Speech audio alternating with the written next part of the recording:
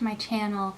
I wanted to do just a little blurb about my Comic-Con and cosplay experience because I've been talking about it so much in my last few videos because of all the craziness in the background I keep apologizing for. So today was Comic-Con day and I just got back from it. I meant to record a bunch of stuff before going to Comic-Con, but in all of the excitement I forgot. So I'm recording this now after, so my haggard appearance is because it's been a long, hot, crazy day at Comic-Con, and I just took my hair down from my wig, so it's all crimpy.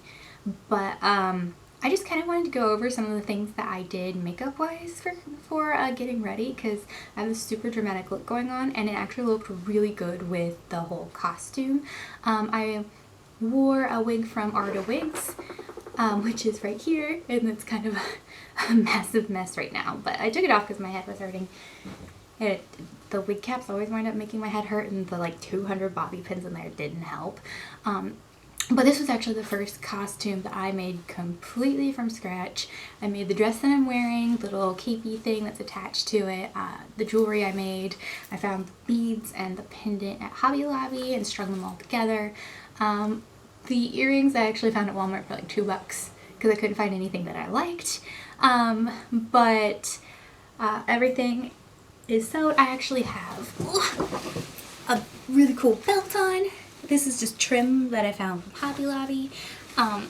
I suck at sewing, so I hid my terrible sewing with this ribbon on the front. I was super excited to do this because it is my first ever completely made from scratch costume. Normally I just buy pieces and then alter them to make them look like I want them to make, or make them look like what I want them to look like, or make them fit me better, but I really wanted to make one from scratch. Also, on top of that, I can't find this costume. This is the costume from Snow White and the Huntsman, where she is sitting on the throne and she gets stabbed and she's like, "You would kill your queen." And I can't find that anywhere. You always see the skull costume, or you see the big feathery cape costume. So I was like, you know what? This is a great opportunity for me to try my hand at it. And it didn't go smoothly, but it worked. And I'm not gonna lie, this is all hot glued. All of the trim is hot glued. I sewed the dress together. I sewed this together. The hem is hot glued because I was running out of time and that was the fastest way to do it. But I kind of feel like that's a common occurrence among a lot of cosplayers. So, but it held up. It held up all day, which is really exciting. So for my makeup, for my foundation, I used the Tarte Rainforest of the Sea foundation, which is my everyday foundation. This is in the shade Fair Neutral. It gives a really nice, it gives a medium to heavy coverage. You can build it up, and I think that it looks really natural, but it does go on best with a beauty blender or a sponge. I used the Tarte Shape Tape for my concealer, and I brought it down into the triangle of light so that I had a nice dramatic kind of glow going on. And then for my eyes, I used the Tarteist Pro Palette. So in the scene, she has kind of purplish makeup going on, so I used a lot of the purple shades in here. So I actually used the shade Classic all over my eyelid up to my eyebrow, and then I went in with, oh, there's dust all over it, Pro Fresh here, and I built it up close to my eyebrow, but not all the way up. I followed that by Fierce. It's Fierce. I followed it by Fierce and went a little lower to give it a gradient effect, and then I went in with No Filter, which is this purple shade here, and I went into the crease and then up a little bit to make it look a little more purple. And then this is what I used, Vamp, which is that shade. I used that in the crease, and then I built it a little bit up on the onto the lid to give it a little more depth. And I tried to bring my makeup up higher than I normally do so that it shows up more dramatically. I then used one more shade on my lid, and that's actually from the Tarte Make Believe in Yourself palette. I used the shade Trance, which is this sort of grayish pewter color. I just thought that gave a nice contrast to all the cooler purple shades I was using.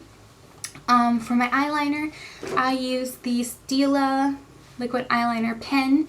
Turns out I did not break the tip like I thought I did. I thought it wasn't going to go on sharp anymore, but it actually did a really good job today, so I guess it was just me. For my eyelashes, I used the Benefit Roller Lash Mascara, and then I also used fake lashes, which are from Kiss. I don't have the packaging anymore, I just have this that was on it, but they're called Ritzy and Natural Black, and these are actually made from natural hair. It did not say what kind of natural hair, if it was human or if it was animal, I don't know, but they worked really well. I thought that they were fairly natural, super dramatic looking. And then for the glue, I used this Duo brush on strip lash glue, and it's lasted all day, so I cannot complain about this. I don't wear fake eyelashes very often, but I actually really like the way that these look, and I'll utilize them in my future cosplays. And then for my lips, I used the Urban Decay Vice lipstick in Lady Flower, which is a lovely pink color. Now this is the lipstick I will wear on a daily basis, and in the movie she's wearing more natural makeup than this, but I like to make my makeup more dramatic for cosplay, especially since I'm wearing a big old dramatic wig and everything. So I definitely amped it up a little bit, and I thought that this went well with what I was trying to do. So that's all I used for my makeup. Oh no, I actually used for my blush, I used a MAC blush in Well Dressed, which just gave me a nice natural flush. For my highlighter, I actually used the Too Faced Blinded by the Light highlighter.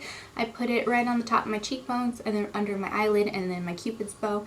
I apologize, I just realized I flipped off the camera. Anyway, in my Cupid's bow.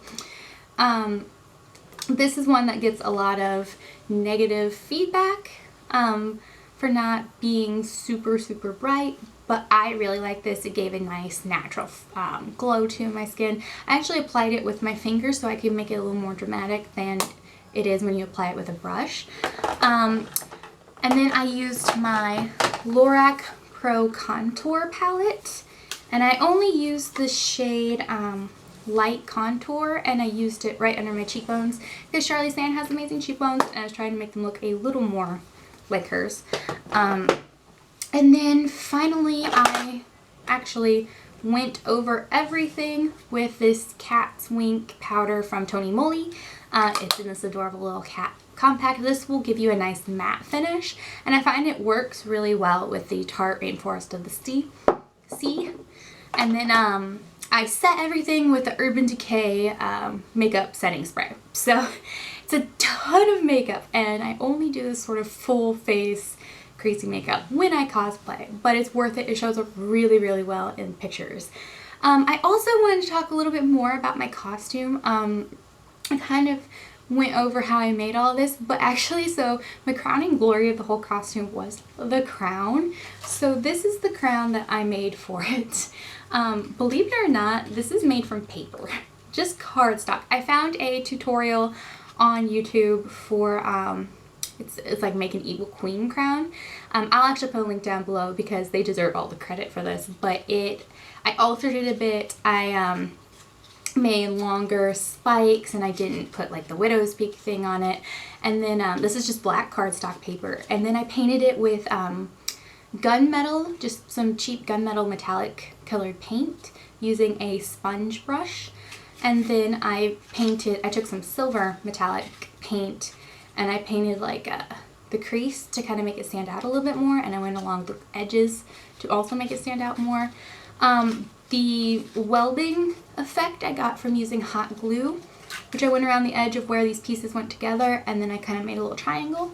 And then I took that silver metallic paint and I dabbed it on there to make it look kind of like fresh welds. The whole point was to make it look kind of like iron, which is how I feel like her crown looks. And then I just found some beads at Michael's and glued them on here with hot glue. And it was attached with bobby pins that you can see dangling. But the effect of this crown was super cool, and it just really made the whole costume. Crazily enough, a lot of people thought that I was Game of Thrones, I guess they thought I was Cersei, but there were a ton of people who actually got it and understood that I was Ravenna. And I mean, like, I guess without the crown, I could pull off a Cersei look with this dress, but with the crown, it's Ravenna. And it turned out really cool. I had a great time. There were a few cosplayers, but it was a lot smaller than normal, which was really disappointing. I think that Wizard World Comic Con doesn't have much time left in St. Louis. Seems like their attendance is down pretty low. But yeah, so did any of you make it out to the St. Louis Comic Con or do any sort of cosplay? Please comment below. I would love to hear your stories. Also, don't forget to hit that subscribe button, and I will see you in my next video. Bye!